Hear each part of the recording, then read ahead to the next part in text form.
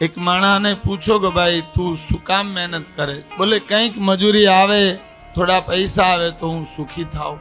તો પૈસા આવવાથી કોઈ સુખી થયું? શાયદ નહીં. એક મારું સરસ મકાન બની જાય તો હું સુખી થાઉં. એક મારો નાનો એવો ધંધો રાગે પડી જાય તો હું સુખી થાઉં. મને એક ગાડી મળી જાય તો પછી હું સુખી થાઉં.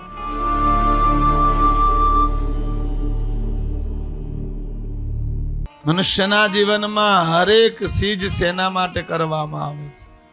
કોઈ પણ માણસ શેના માટે મહેનત કરો તમે બધા? પ્રસન્નતા માટે, ખુશી માટે, આનંદ માટે.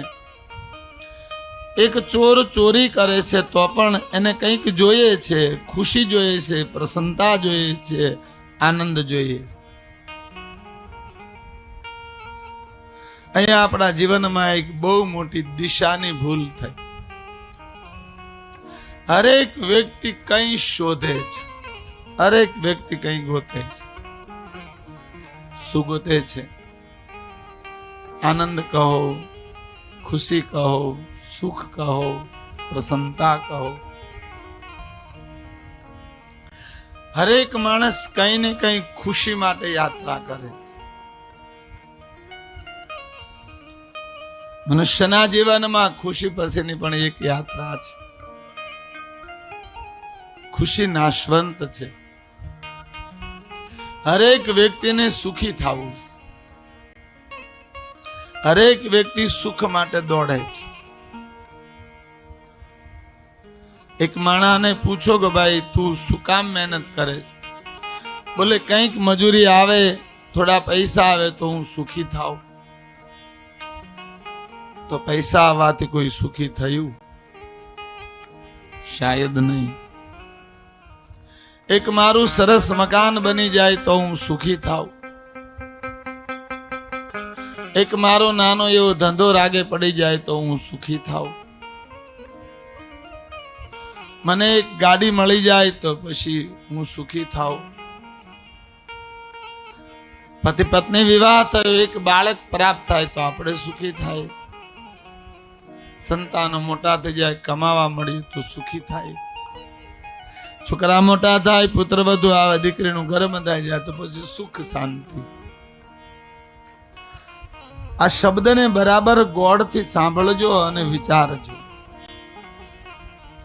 આ બધી વાતમાં તમે સુખી થવા માટે કર્યું છે તો એ વાત મળ્યા પછી તમે સુખી થયા? ઈમાનદારીથી પૂછજો. જગતની બાહ્યતામાં નહીં પૂછતા, ઔપચારિકતાના રૂપમાં તો સંસારમાં હવ ધોલ મારીને મોઢું રાતું રાખે,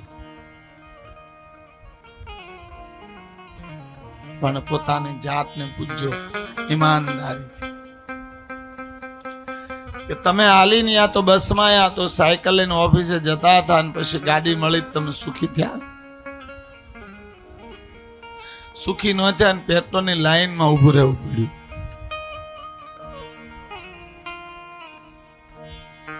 પહેલા કેટલી ચિંતા હતી, ટિકિટ ના છે ને આટલી ચિંતા હતી. બસ આવી, ટિકિટ ના દીધા, બેહી ગયા ને ઉતરી ગયા.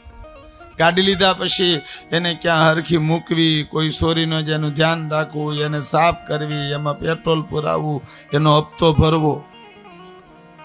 તમે સુખી થયા કે દુખી થયા? પેલા રૂમ રસોડું હતું તો અડધો કલાકમાં કચરા પોતા બધું થઈ જતું. હવે 3 રૂમ રસોડું થયું તો 2 કલાક થાય કચરા પોતા કરતા. વાળવાનું વધાર્યું. સુખી થયા? આનો અર્થ એવો નહીં કદાચ પ્રગતિ નહીં કરતા, આનો અર્થ એવો નહીં કદાચ ઘર નહીં બનાવતા, આનો અર્થ એવો નહીં કરતા કે તમે સંસારિક ચીજોમાં પ્રગતિ નહીં કરો. કરો, અવશ્ય કરો. મને ગણાય કે હવે કેદી ગાડી બદલવીશ, કઈક વેચ થવા દે ને ભાઈ, તો સુખી થઈ જાય આપણે. નહીં. હું જે વાક્ય તમારે સામે પ્રકાશિત કરવા માંગુ છું એ વાક્ય સુખ નહીં પરમ આનંદ છે. આદિ નારાયણી ભવાની પાર્વતી મહાદેવને પ્રશ્ન કરો, પ્રભુ મનુષ્ય મૃતલોકમાં સુખી એનાથી થાય? આજે હરેક વ્યક્તિ દુખી છે. ઝૂંપડાથી માંડી કરોડોની હવેલીઓમાં ગયો છે, 3 કરોડના બંગલામાં રહ્યો છું, અને મેં કોઈને સુખી નથી જોયા. તો વાસ્તવમાં સુખની પરિભાષા શું છે?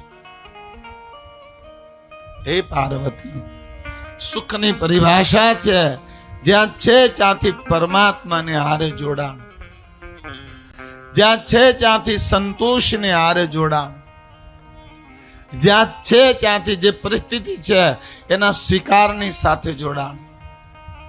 જે પ્રાપ્ત થયું છે એ મારા કર્મ અનુસાર છે, ફરિયાદ મુક્ત, ત્યાંથી પ્રારંભ થાય સુખ. ત્યારે આજ આપણા જીવનમાં 5માંથી 1 પણ ચીજ નથી, જેને કારણે બંગલાવાળા એ જ પીડાય છે, ઝૂંપડાવાળા એ જ પીડાય છે. હાલીને જાય એને એ જ પીડા છે, ગાડીઓ લઈને જાય એને એ જ પીડા છે, મર્સિડીઝમાં નીકળે એને પણ એ જ પીડા છે.